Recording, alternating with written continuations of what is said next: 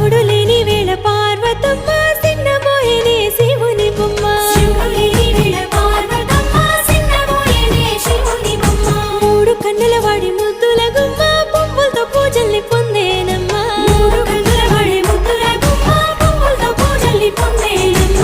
గౌరమ్మే బతుకమ్మై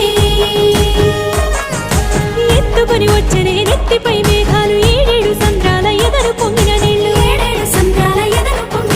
తీసుకొని వచ్చనే తిరుగుతూ వాగులు నురగలై పొంగెనే చెరువుల తూములు